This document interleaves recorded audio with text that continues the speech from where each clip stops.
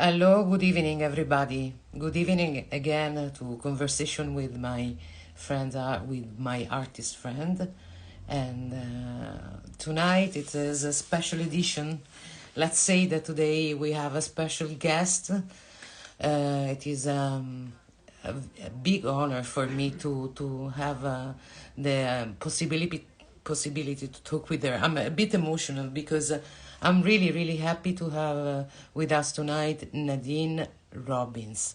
Nadine Robbins, she is internationally recognized painter, very big artist in hyperrealism, and it's a really a big honor to get to know her better. She seems to be a really an amazing person, and you can see through her work how beautiful they are. And I'm really glad to talk with her. I'm gonna invite her in a second. Let's jump in directly because I can't wait to talk with Nadine. Nadine. Okay, here we go. I hope that we connect soon. Hello, Nadine. How are you? Good evening. No, good evening. At your Midday. place, it's at exactly. It's I'm doing. you're ready for lunch almost. Yeah, I already had my lunch, so you guys don't have to watch me eat. Okay, perfect. Thank you to be here with us. Thank you so much. I can see already on the background your beautiful last work you've done. It's amazing. Yes, Is your brother? it's And my brother. He's very special to me for many reasons, and I'm to paint him for a while. So I did, oh, and now he's on the fantastic. varnishing table. And yeah, Okay, good, great. So, how are you, Nadine? How is there in America? How is the world uh, of art in America? How is it now with all this it's mad situation we are going through? wow. That's a lot. It's things are good. I mean, you know, kind of getting used to the new normal with COVID. I'm not going to even try to touch on any politics of any kind. I No, won't go there. No, that's no fun, is it? no, And it's not. I found to actually at the beginning was really tough for a lot of us, I think. But since I'm stuck at home, I've actually been very sort of contemplative about my Yeah, work. And somehow it gave me an enormous amount of confidence to just be quiet in my studio more time than ever for a few years. And it's like a blessing. So I'm trying to look at it in a more positive way that I have this exactly. time to breathe, right? And to develop these ideas that I've been wanting to do. So, Exactly. That's so the right good. way. This is how it should be in Yeah. our It, mind. How we have to get these as a is a new way to look at life. It's something that we have to go within.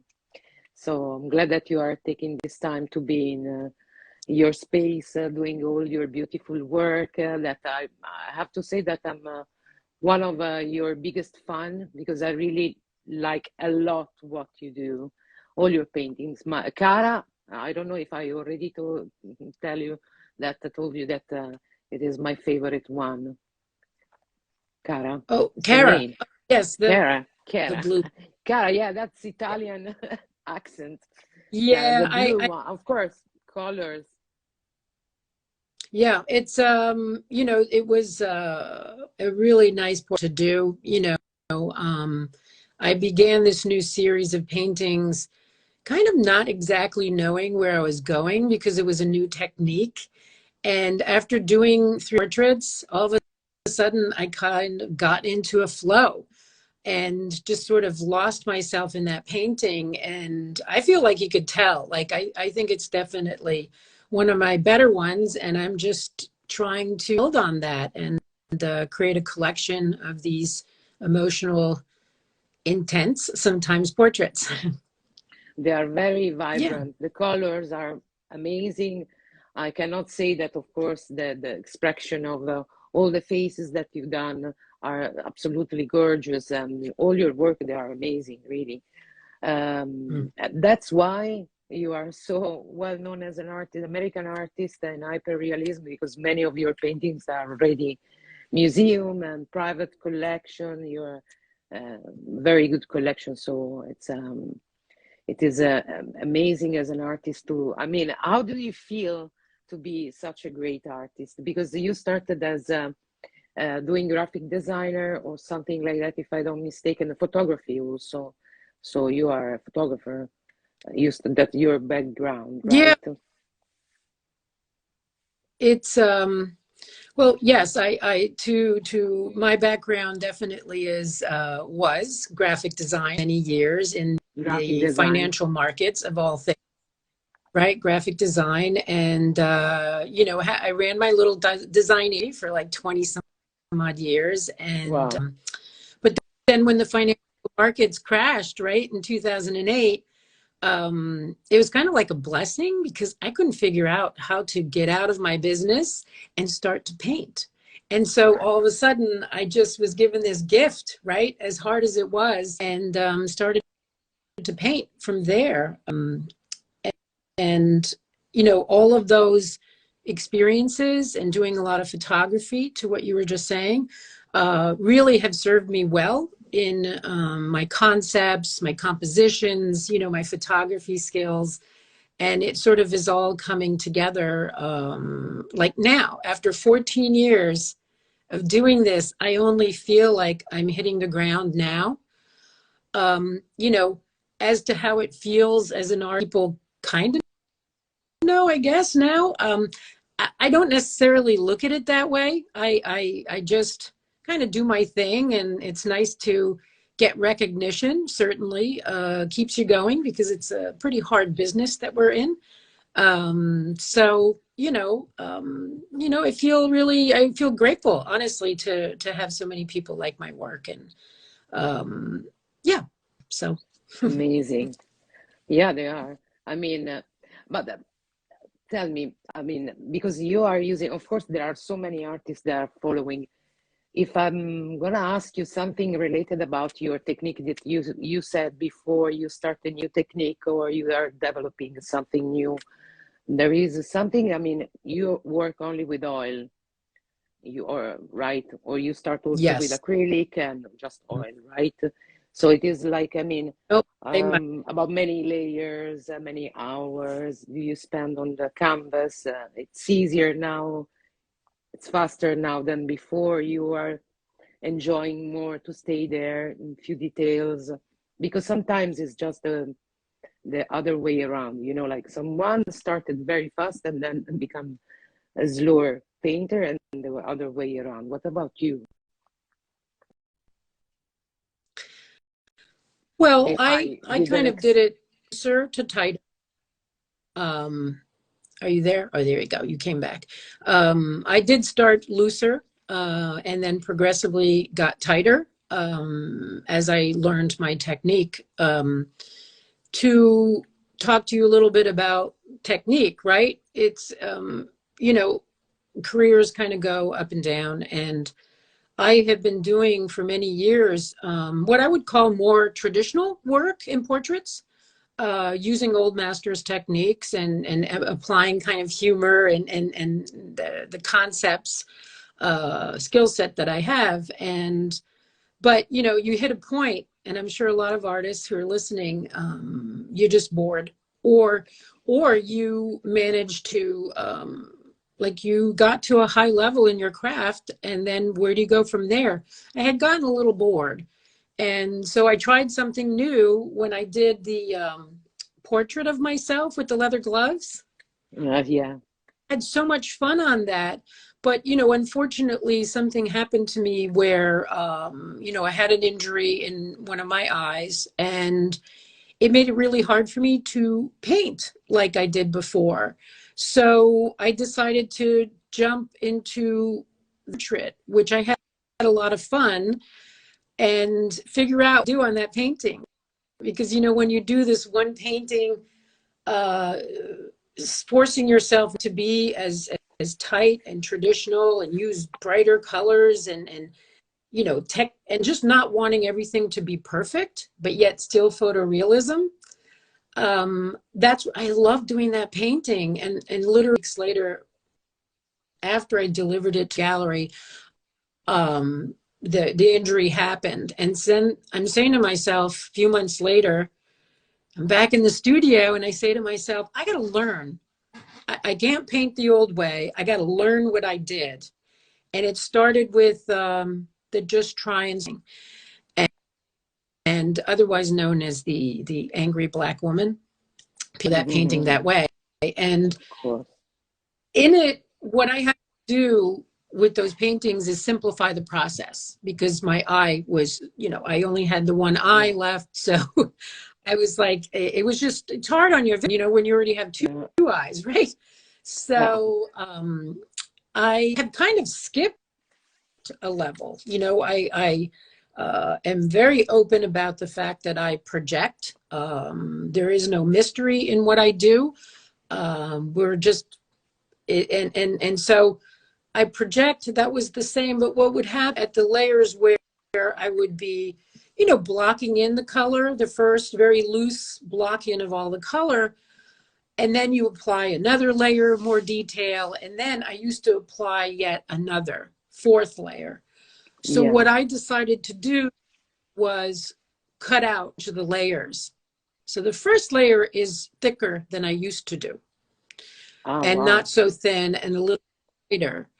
And then the next layer is only lines and dots of variance, you know, overlapped on top of each other, so that it really amazing sense of dimension, and trying to figure out, well, why? And this is where my graphic design part side comes out, which is really great. Is for those that don't know how it works, is that it's a series of 4 colors that are sort of put together on a sheet of paper where all the dots aren't really touching each other. So, but yet you can create millions of colors from that.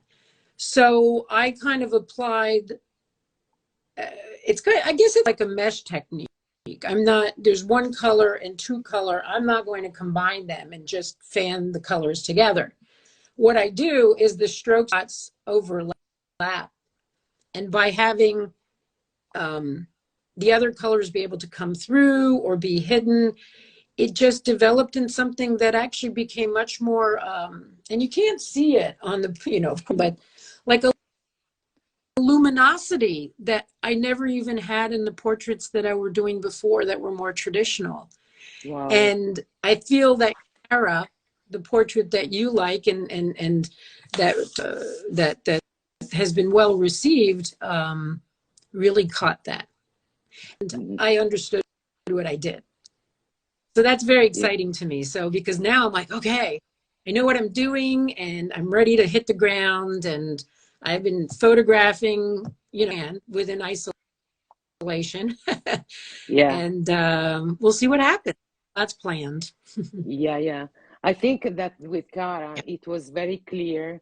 It was not even like, I cannot even say that was like a kind of glazing, you know, like, because there are more details on the, I can see that there are more details, but of course the vibrant colors, and I can see there is a kind of, and also it is interesting to see, I mean, I felt that you were so proud. I mean, that you like it so much, because the way that you presented to us, it was so vibrant as much as the painting.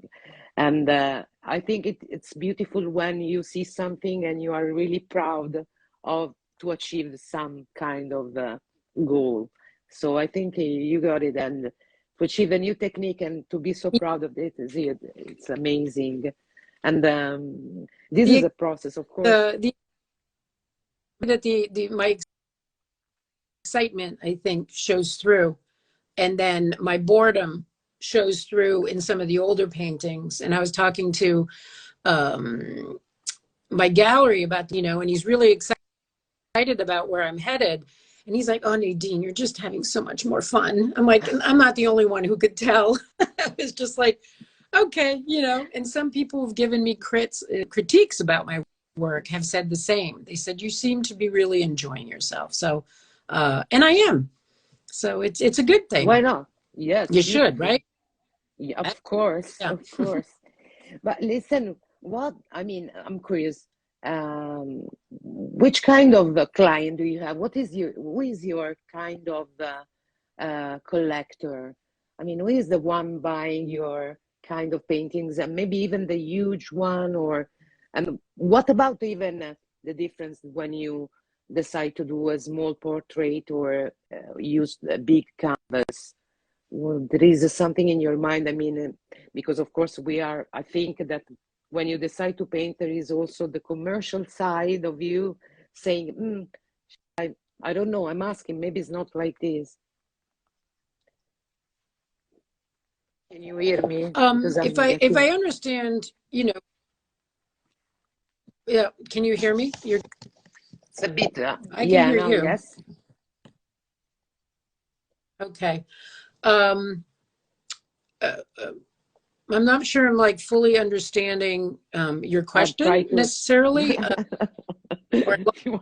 try to make it another time. So no, first no. I mean, honestly, I forgot. I kind of forgot what you. The collectors. What are your collectors? And the one they buy, maybe the small canvas or the big paintings, or. You know, there are two things going on, right? There's the old work and how it was purchased, and then there's the newer work. And it's a different clientele of collectors. In the past, I've had collectors that are more traditional, you know, in the realism and photorealism. And I've painted small and large pieces. And as everybody knows, those small ones definitely sell quicker. But I've also had much ones, all the large ones that I have sell. And so I don't know. I don't know if I can really pin down like my collectors. You know, they collect what they collect, right? I can't force them to buy anything. I'm a little softer in my sell, so I'm not going to force things on people.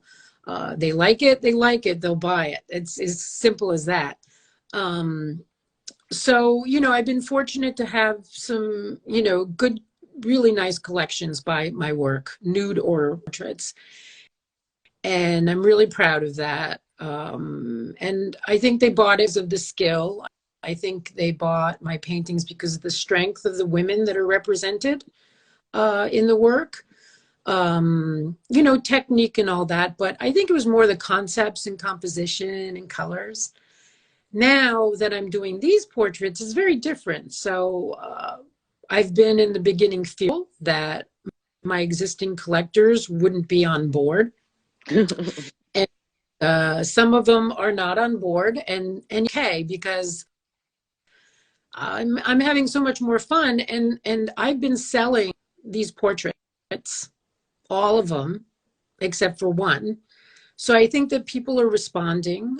These are new collectors that appreciate a portraiture. And although it's a difficult thing to sell, right? Because it's very, portraits are very personal. Yeah. Excuse me? They're very personal, and people they don't want a portrait of somebody on their wall. But I'm always saying to myself, well, that doesn't make any sense, because if you go to every single museum in the entire world, any one of them, figurative works in many ways are predominant. And so I don't understand why not have, I mean, I should say, excuse me, in America, portraiture is not as popular. But I'm finding that, you know, my approach, that the sales have been good, that maybe to your point of commercialism, which as an artist, I have unapologetically will choose a size color certain things because I know that they will sell better, because it gives me the opportunity to things that I want, truly want. I want, maybe that came out wrong. What I meant is that I will only paint what I want to paint. That's the bottom line. But if I know to use color blue is going to help, then, you know, I'm like, it doesn't take away from my creativity at all. So I would like to think that these small tweaks, you know, that you do, that I do in my portraits, and I don't know. I think I answered the question. Yes, I think so. Yeah. But and also you are enjoying also, I saw, to stay in social media, and you have also many accounts. Also, I think Instagram. It's amazing because I'm following you, so I can see all your contents. But I know that you are doing also some other. You have other account on TikTok, but you are doing something different. I'm doing something different, and my mother, you know, who passed away such a long time ago. You know, I wish I had had her around a lot. Told me, you know, Nadine, just do your thing. You know, it may not be as popular. And in this case, I decided to go to TikTok, which was not as popular a year and a half ago. And Sergio Gomez and I actually teamed together and put together like a really solid course and everything, because we were trying to tell people, guys, TikTok is where it's at, not Instagram. You know, Reels is just not the same. We compare them a lot, but I'm not going to get into technicalities. So I decided to spend my time more on TikTok for many reasons. And it's only until it's taken me a long time to get to 50,000 followers, like a lot to some people on TikTok, but I niched down and I have mostly artists following me, which, because I want to provide them value, and it's a wonderful community. It's not just about showing off your work. I mean, that's always nice. And to that point, I got to say, I'm very excited because I've been stuck at 50,000 for like, I don't know, 6 months, and started a series to demystify hyperrealism and how to paint a portrait, right? In hyperrealistic side, part 1, part 2, I'm up to part 4, and it's just gone kind of ballistic. Like I'm up to 65,000. So in 2 days, 15,000 followers, and the comments, and they all want to know how to paint hyperrealism. Wow. And I just feel, it feels so good that my craft, which is maligned, people do not see it as art, which is really unfortunate. But you have all these people that really want to know how it's done, and they're not being taught. I remember watching your video with David, who mentioned that kids are not being taught realism or how to run a business, you know, or any of those things. And so I think I've tapped into something on TikTok, and so I'm just having a really good time. I mean, it's short form video is the only way to go now. That's what people want. And I've learned a lot about it. And even though our course didn't do as well with Sergio as we wanted it to, the knowledge that I gained at the right time, I think is going to be really helpful with a new program we're putting together, my husband and I, for NFTs. We're researching and studying my catalog of art in NFT format. And what people don't understand is that the TikTok crowd, they love their NFTs. So I'm really hopeful that will help me in that new venture. But I was just going to ask you, what do you think about NFT? And you already answered in a way. I am so excited about it. You have the haters, you have the believers. I am always about moving forward in technology. I love it. And I think that it's hard for people to understand a whole different world. But the way that I tried to explain it, NFTs, is that, you know, I want to be relevant still, my artwork going forward. I'm 55 years, oh, excuse me, 56. Birthdays. 55. So I'm 56. We are I feel young. We are a young. lot longer. We are young, absolutely. I got many years to go, and hopefully. And I want to be relevant. And so the NFT space is interesting because imagine you're doing virtual reality and somebody has bought their space out in the metaverse, right? They got their house. They need to decorate their house.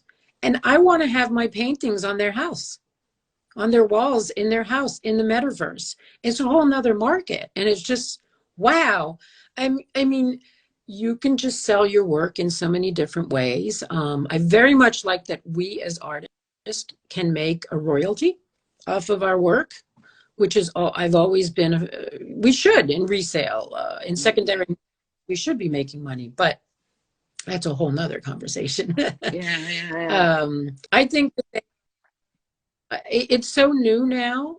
I think that it's just like the internet was in the beginning. It was just the Wild West, and it was so much fun. I mean, in the 90s, you could do anything. It was so creative.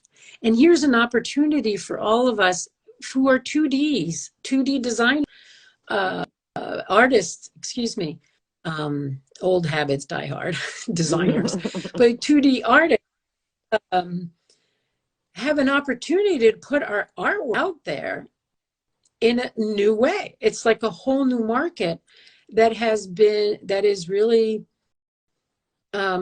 giving us more attention, more sales, more everything. I think it's wonderful. Yeah, I think so. Yeah, I think so too. So exciting. Absolutely. 21st century. Absolutely, I agree with you 100% because it's like a game. It's like to be in a virtual game with your tools, and the people that they're playing with you, they like to buy your things. It is completely something that can go beside what you are doing in real life. So why not? It's not that if you start to be an NFT artist, then you are not anymore a real artist. So this is something that it's just a whole new way to expose your art to the world. You know, my son actually, who's a big gamer, he's 20 years old, big gamer, loves World of Warcraft. And when he was younger playing it, you know, he comes to me, we need $25. And I'm like, what for? You're 13 years old. I got to know. And he's like, well, Mom, there's this beautiful shield that has wings. And I really, really, really, really want it. And, you know, I'm a softie. So I said yes. And there you go. That's your NFT. That 13-year-old desperately wanted that shield and the feathers so he could fly and be better than anybody else in the game. Yeah, absolutely. That's an NFT. Absolutely. Yeah. And so I think that was a real cool. Yeah, I'm sorry. Sometimes the connection is bad today.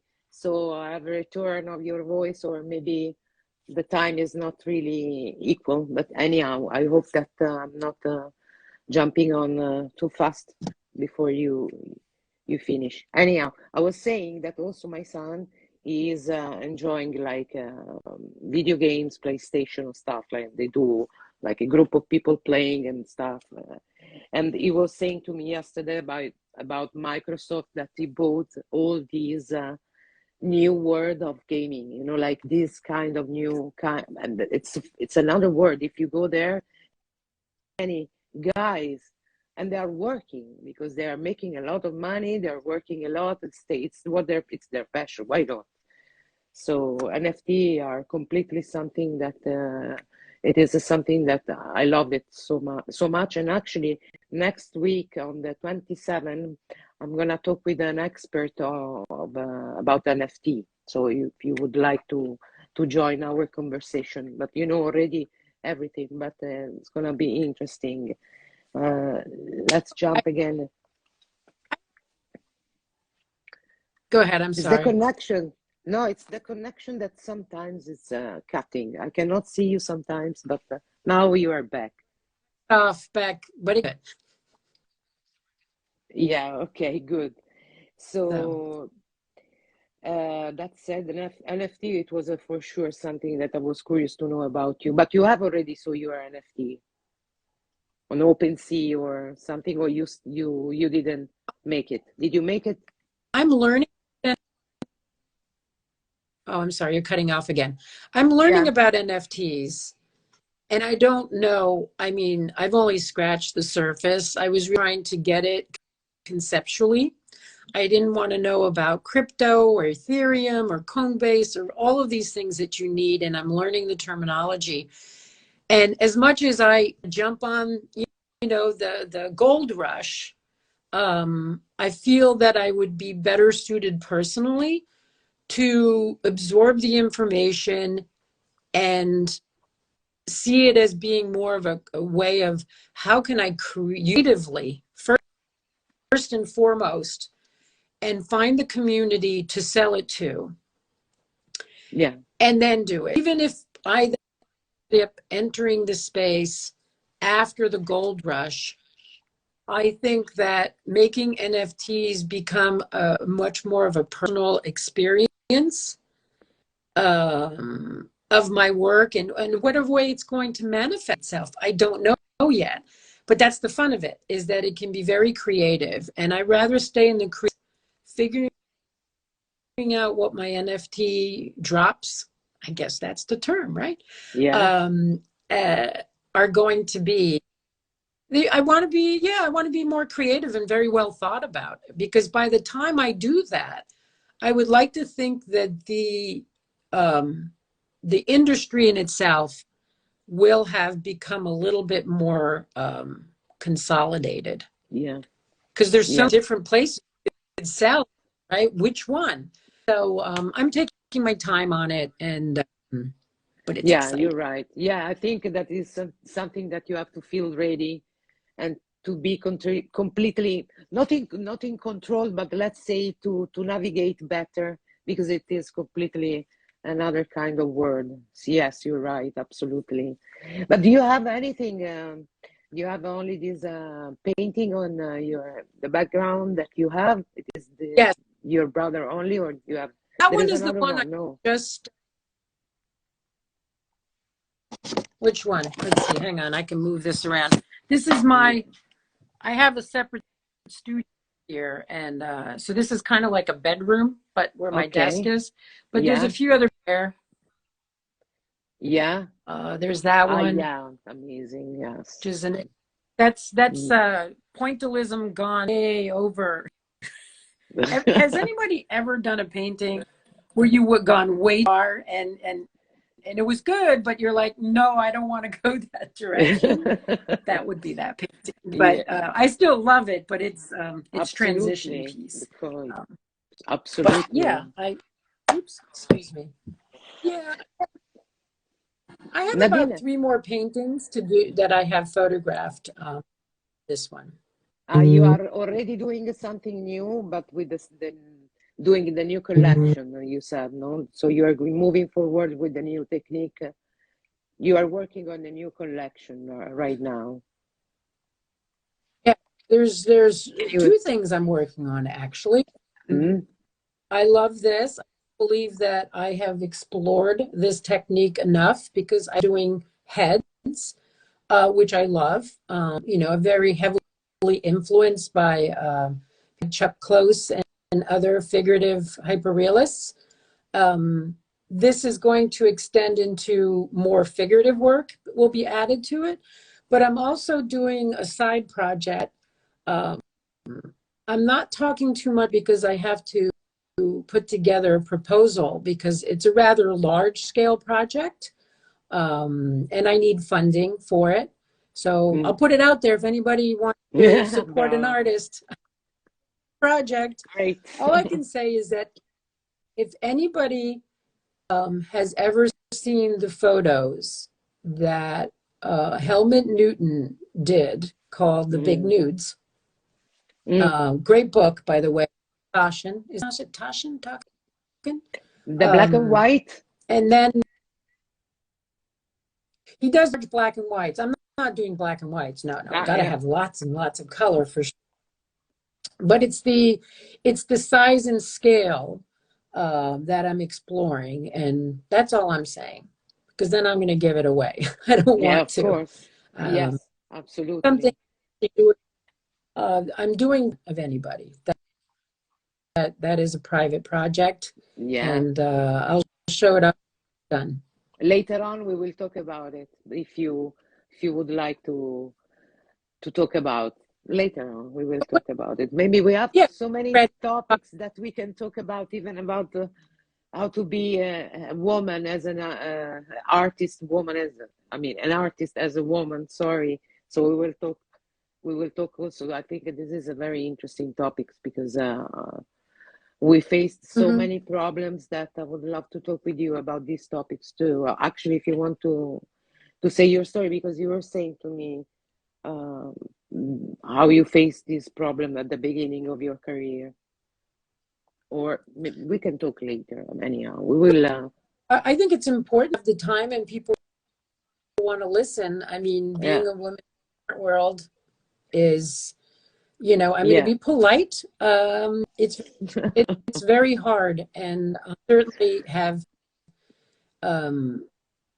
Somebody wanted to know once. I had an artist talk back in March, which was really great fun to do, and you know, a friend of mine years ago said that my work was defiant, and I never could. When she said that word, it was just like this light bulb came, lit up, and I said, "Wow, that's the one word that work." And so then I had to investigate why. Well, why is my work defiant? And then it all started to come clear. And I grew up with only men, so I tend to be sort of not as feminine, I guess, as men or other people want me to be. And I have a chip on my shoulder because of that. And we were joking before. It's not, well, joking. No, not really. I mean, I said before, I'm 56. I'm short. I'm Rubenesque. I'm all of these things that just don't fit into, being a hyperrealist and being kind of like a social hyperrealist. So there's these things are going against me, and it can be very, very frustrating at times. But I continue to persevere. Again, my mother's always said to me, just follow your path. And but if you people want to know why I'm annoyed and there's defiance and sometimes in my work, well, wouldn't you be angry if you're just marginalized, put off to the side, that your work is worth half the price of somebody else who does similar work or lesser work than you? It's insulting. I mean, to be frank, it is insulting. And I think that my work, I ask, I believe, for the right money that I want for my work. And it's more than I think some women do. I can only speak for myself here. It's the type of work that I do and whatnot. And so I don't want anybody to take this is what I, and I am willing to not sell my work unless I get paid what I deserve, which should be, and no, it should be equal to what men are making. Absolutely. And I won't sell something because it's an insult. Pay me what you would pay that other guy. And so, you end up late. If anybody knows me, I'm like the least difficult person, very easygoing about these things.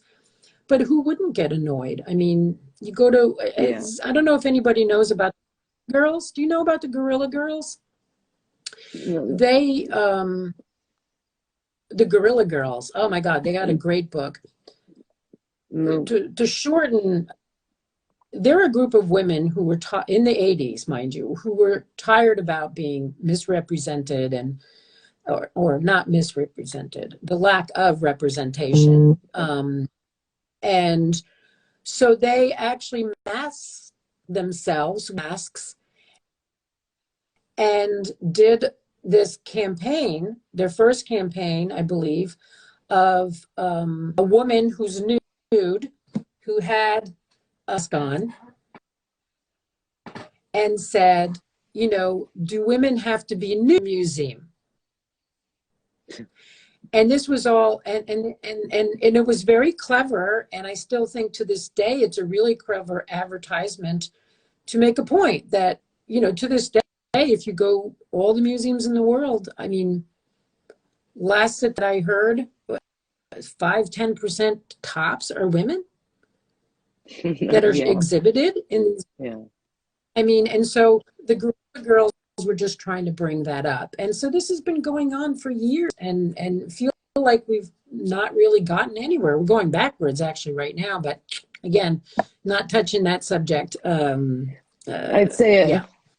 it is a very, very interesting topics to talk about. Maybe only about this one day. Maybe with we can organize something like another conversation with others. With I don't know if I can make it with others together. I think 2, 3, maybe we will talk about this because it is a very sensitive point for all of us that we started. I mean, me too. I said to you before, when I started, they told me to try to find a male signature because it was easier to be sold. I mean, at the beginning, I started with Joe because Joe, you don't understand if he's a female or male, at least in Italy. So I understand this point, and I got really frustrated at that time because I felt like I like it, huge pain on my heart. But it is something that all women they have to go through in all kind of work they do, respect to man. But society, we can really try to do something different. But you are already doing something different because you, as a woman, you achieved a career in your career, something amazing, and you are really well or recognized as an artist, and you are a woman, but you are very well recognized because you've done a really good job. So sometimes it's not only to be, I mean, because you are a woman, it's also because you are good. I mean, you have to be good as well. Be good, do your right Exactly. work. No, I was just going to say that, again, yeah, you want your work to speak for yourself, not the fact that you're a man or a woman. I think that takes Exactly. away from the experience. You know, uh, I just, it's, well, you know, I'm an idealist, right? I mean, you know, an optimist, an ideal. I, it just shouldn't be part of the equation. It's art. Do Yeah. you like it, or is it beautiful? Does you react to it? Do you want it in your home? All of that. And Yeah. it's yeah, you're right. We could have You, like a whole conversation yeah, because about Nadine, women's I issues. saw also in can you hear me? I don't want to talk over you, but it's the connection that is all the time going so fast. There are also in Instagram, I saw many accounts about being a woman. You are a painting, you're a woman artist or something. I don't want to mention some, but there are only women that they are showing their cases, their work. Sometimes you see that they try to sell more their self as a beauty than the paintings. So then we will talk about even this.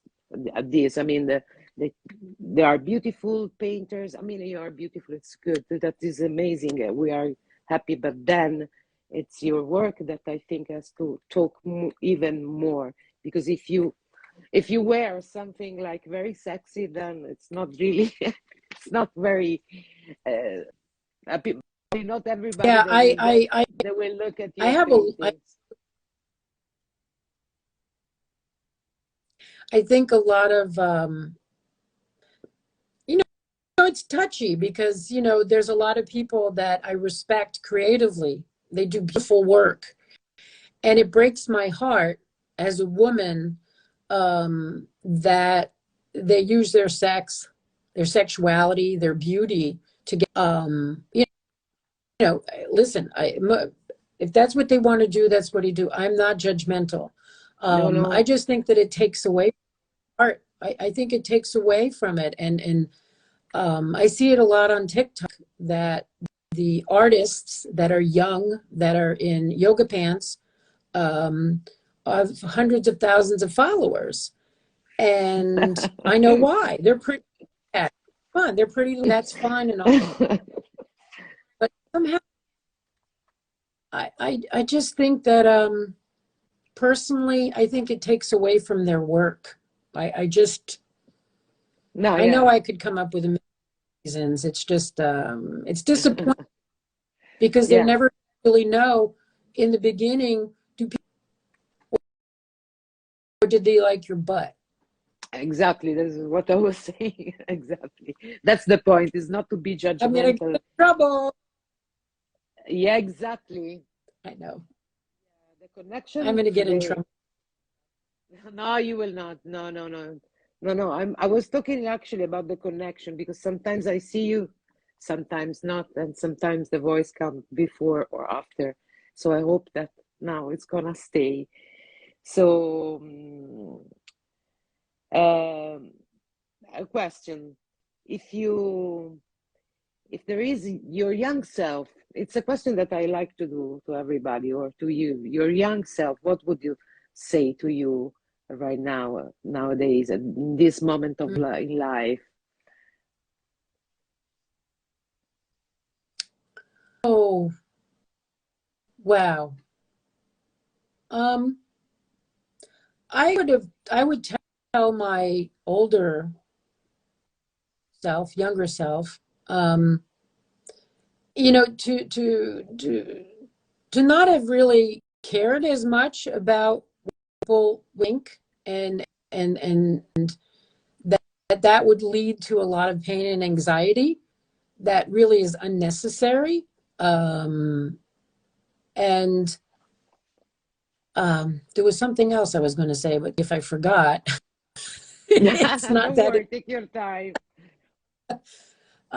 Yeah, you know, I mean, my husband's not around here. Please, if anybody knows my husband, but if I had to do it again, my younger self, is that I would not have gotten as young as I did. And I think because it developed, my mother was, you know, my mother was gone. That's another story. And so they're really, you know, getting married young was stability, right? And so I have no regrets. I'm still married to him, and that's almost 30 years.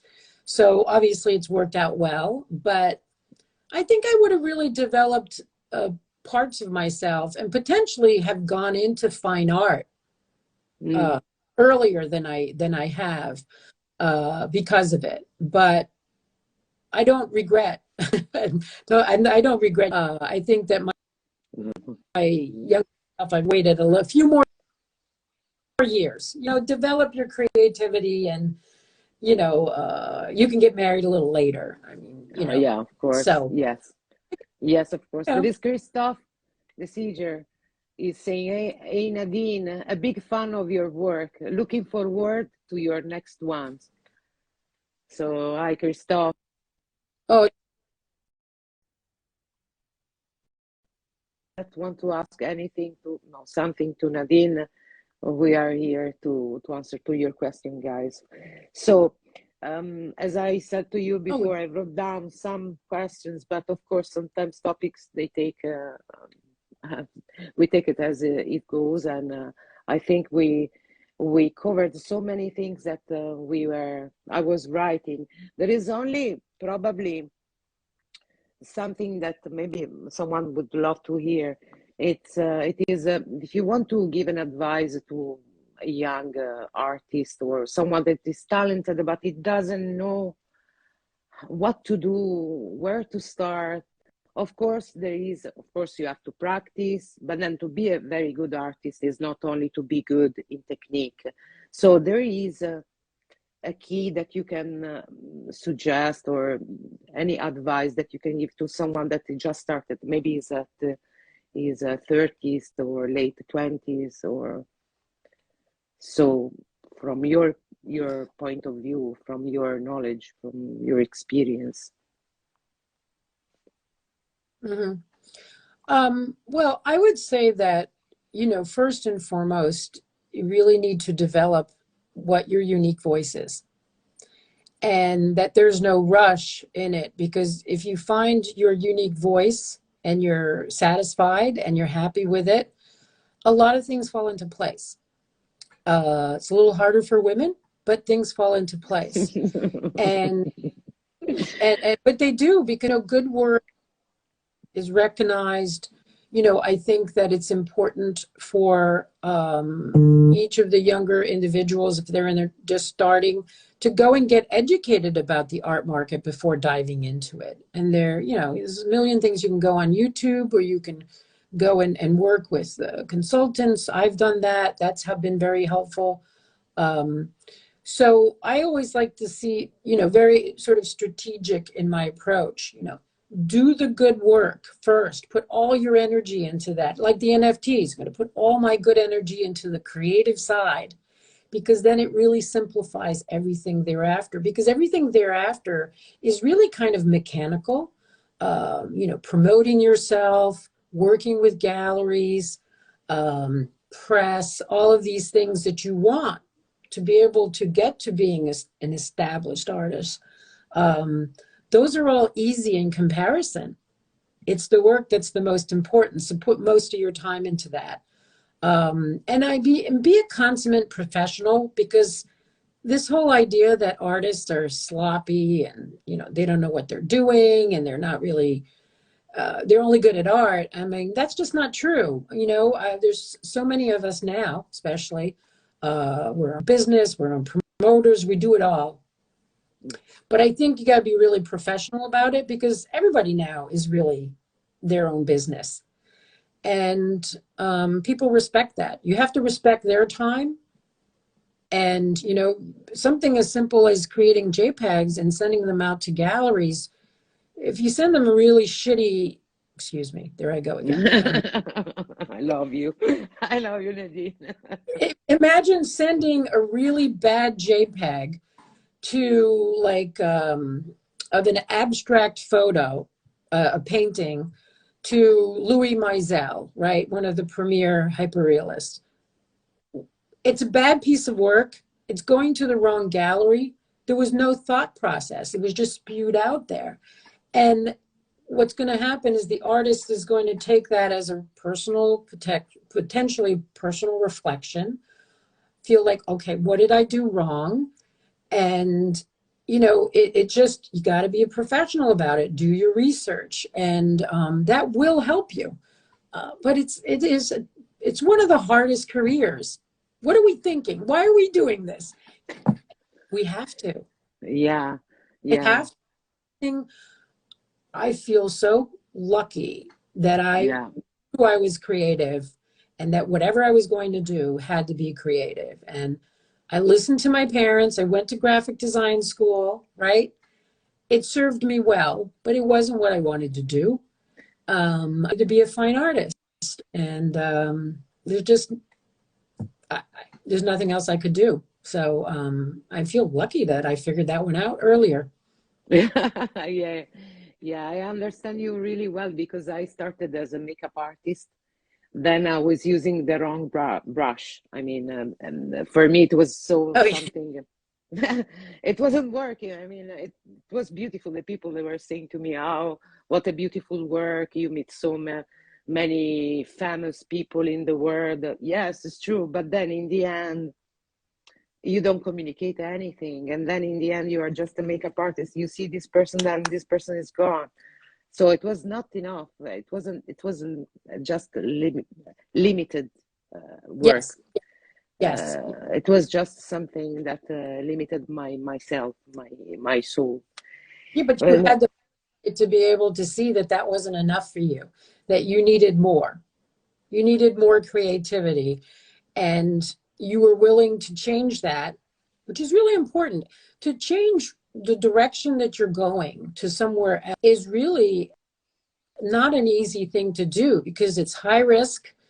But yet you get to your point sometimes in life, it's like, well, listen, if I don't make that right turn and I Yeah, stick on a crappy path that's not getting me what I want, there'll be regret down the road. You're not going to be satisfied in, and it'll show in your work.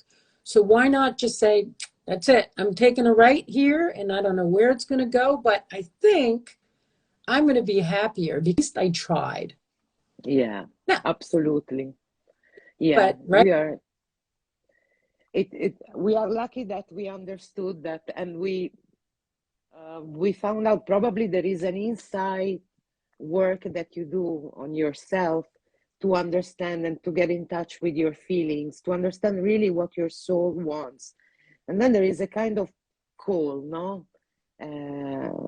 That this is what happened to me and to you. But you are doing really well. And you started at my same year, 2008. Then I stopped for 10 years because I moved to Egypt. And then you've been really good at it. This is are the results. Yeah, Nadine, I please let's keep in touch, and I looking forward to talk with you another time with another topic related with about woman. What something that we are really keen, me and you together, and it Yes. was a big honor to have you here today because I really am one of your biggest follower and fan. I really love your work. And thank you so much for Oh, being well, here. thank you for inviting me. You know, I've really enjoyed talking to you about, you Oh, know, you were talking a little bit before, chatting before we did this live, and great to meet you. And yeah, thank you for the me too. opportunity to do this. I Thank love it. you, thank you. Me too, a lot. And I'm saying hi to everybody that they join the Thank, conversation. yes, Thank you, thank you. everybody. Thank you, Nadine, again. Yes, enjoy the rest of your day. Take care, everybody.